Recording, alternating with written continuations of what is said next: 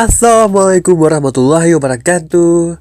Teman-teman dongeng lovers, balik lagi di Gloomy Summer. Masih sama aku Popon, narator kenamaan yang akan menemani lelap indahmu.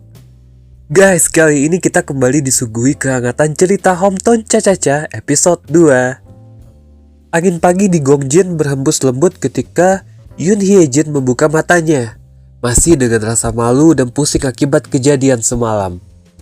Ia mengingat bagaimana ia kehilangan sepatunya guys, berjalan tanpa arah di pantai, dan akhirnya diseret ke rumah warga oleh Hong Du-sik. Semua itu menambah daftar panjang alasan mengapa ia merasa desa ini tidak cocok untuknya.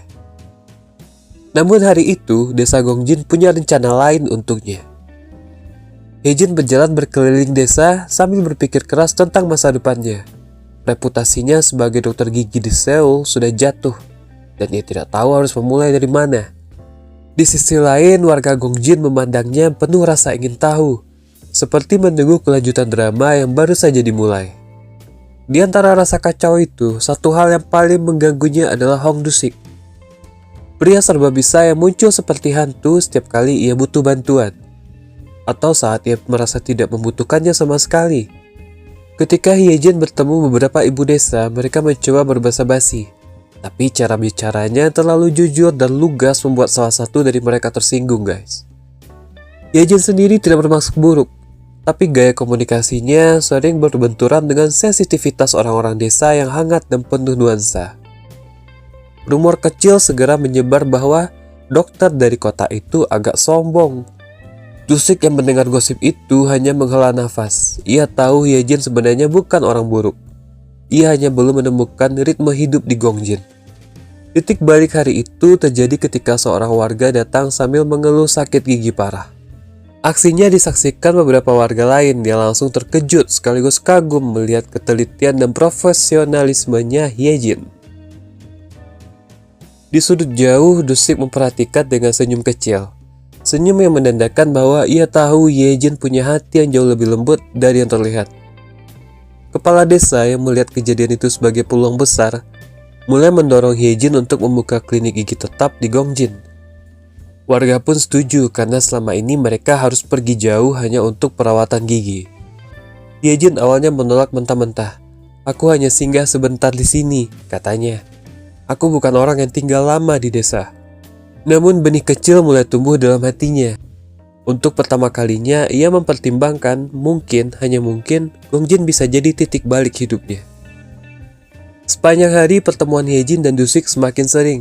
Ia membantu saat Hye-jin tersesat mencari tempat tinggal sementara, menolongnya mengangkut barang, bahkan diam-diam menghaluskan ketegangan antara Hye-jin dan para warga. Mereka berdebat hampir setiap kali bertemu, tetapi justru dari perdebatan itu muncul kedekatan yang tidak disadari.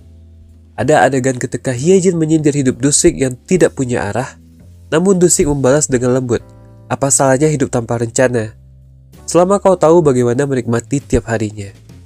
Kalimat itu diam-diam terngiang di kepala Hye-jin. Ketegangan antara Hye-jin dan salah satu ibu-ibu desa kembali muncul ketika sebuah masalah keluarga terjadi. Namun kali ini Hye-jin menunjukkan empati dan kepedulian yang membuat semua orang terkejut. Ia datang tanpa diminta, membantu menenangkan situasi dan memastikan semuanya baik-baik saja. Kejadian itu membuat warga mulai melihat sisi lain dari dirinya. Bukan hanya si dokter dari kota, tapi seseorang yang benar-benar peduli.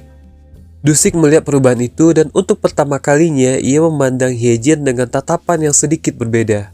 Tatapan orang yang mulai menemukan sesuatu yang menarik. Malam tiba dan Hye-jin duduk di pinggir pantai, memandangi cahaya lampu desa yang memantul di permukaan laut. Ia merasakan sesuatu yang aneh, ketenangan yang tidak pernah ia rasakan di Seoul. Du-sik datang menghampirinya dengan langkah pelan, membawa teh hangat. Mereka berbicara singkat, tidak seperti biasanya yang penuh pertengkaran kecil. Di sana, di tepi pantai yang sunyi, Hye-jin akhirnya merelakan satu pikiran. Mungkin ia memang tidak sengaja datang ke Gongjin, tapi mungkin tujuan hidupnya membawanya ke Gongjin. Episode berakhir dengan sebuah keputusan kecil namun penting.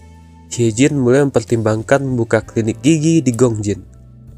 Keputusan yang perlahan akan mengubah hidupnya dan membuka jalan bagi hubungan yang tidak terduga antara dirinya dan Hong Du-sik. Popon izin pamit dulu guys. Assalamualaikum warahmatullahi wabarakatuh.